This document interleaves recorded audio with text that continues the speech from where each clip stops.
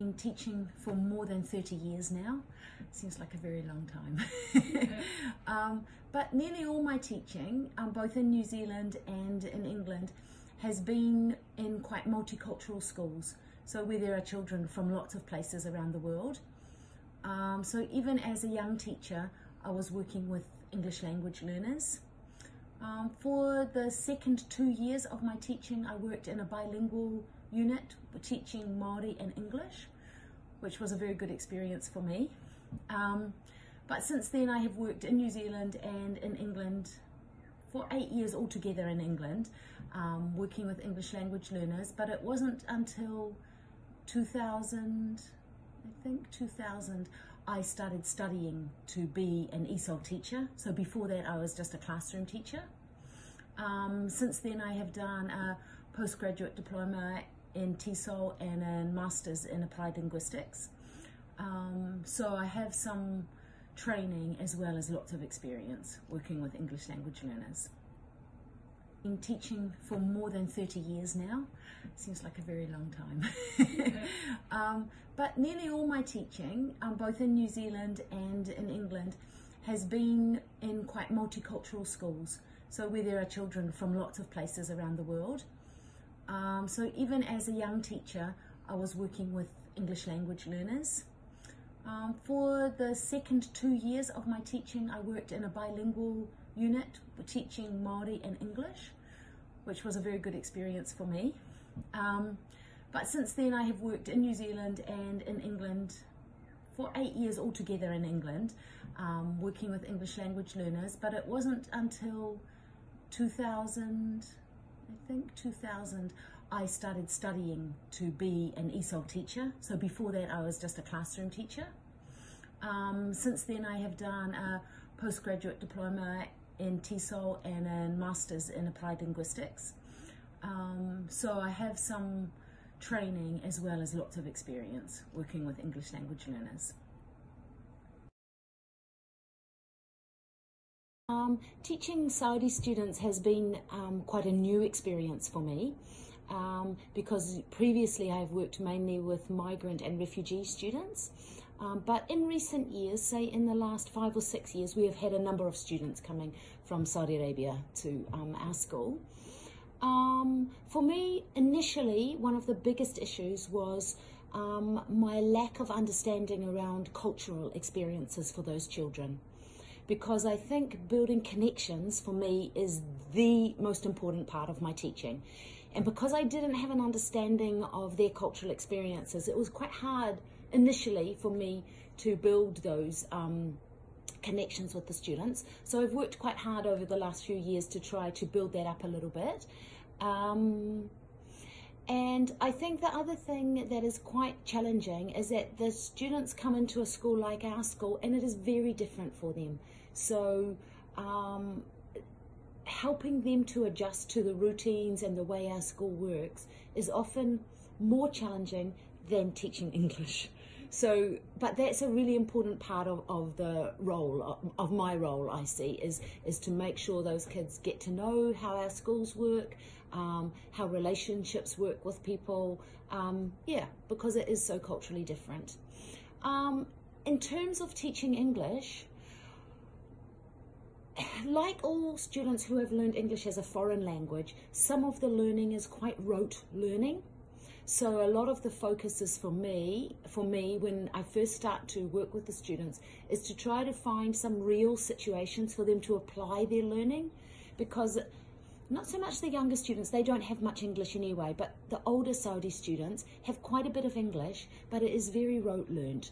They don't necessarily have a deep understanding of how to use English, but they have a vocabulary and a written vocabulary. They can spell lots of words, but it's helping them then to apply those within learning situations, I think would be the biggest challenge, perhaps. Yeah.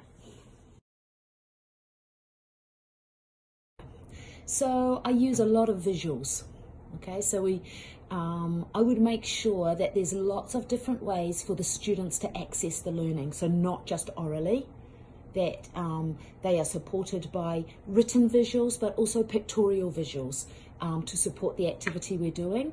And I often start with a very hands-on activity. For example, the trip to the bush, unfortunately it's very late in the year, but normally that would be the start of a bigger piece of learning for the students. So we would then go from there maybe to learn some of the vocabulary around that and do some writing and reading around that experience that we'd had. So we could use the photos, for example, that I took when we went to the bush to support their learning.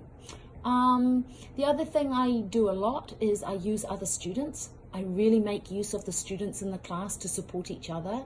So for example, with your students, with your son Majid, in his group, in that small group, there is a student Waji who has been here a little bit longer. He's not Saudi, but he's Arabic speaking. So sometimes he helps a little bit. So I'll give an instruction and sometimes he will interpret for the rest of the group. So we would use them. Yeah, I think hands-on and visual is pretty important.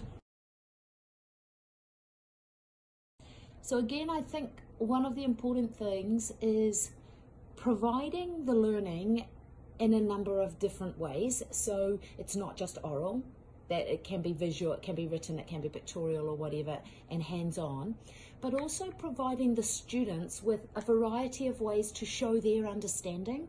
So it might be that they do something rather than say something initially, or that they draw something rather than write it initially to show their understanding, because I think we can't assume that just because the children can't respond to me in English that they don't understand the learning, because very often they do. So it's giving them some other ways to show that they understand that learning as well. Yeah, is important.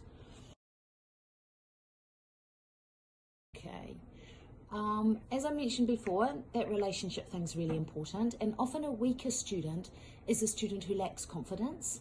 So trying to build their confidence, finding some ways to build their confidence. Sometimes that's just building a connection with me, but also maybe finding a passion or an interest that that student has, so something that will really get them interested.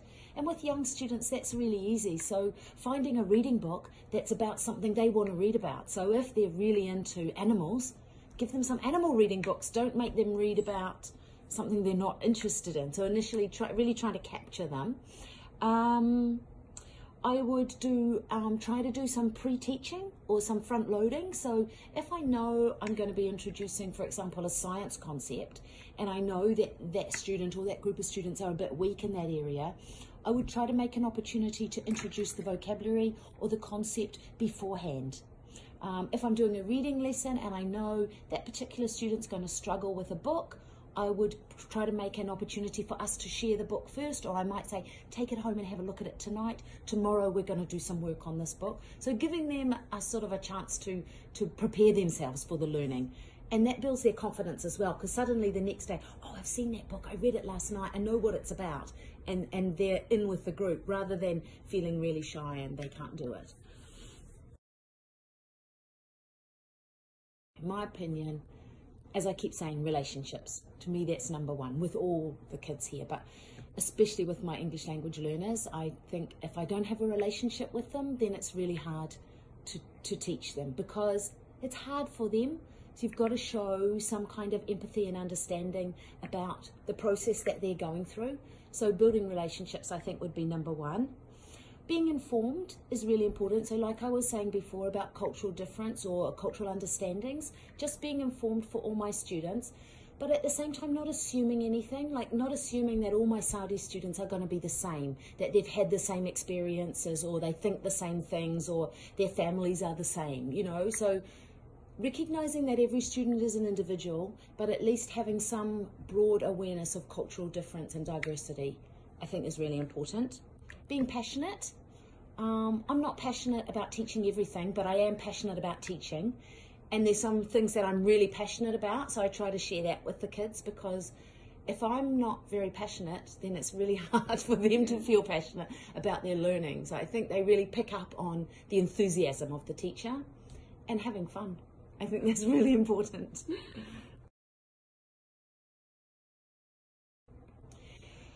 That's a really good question, and it's something that we don't struggle with, but discuss each year.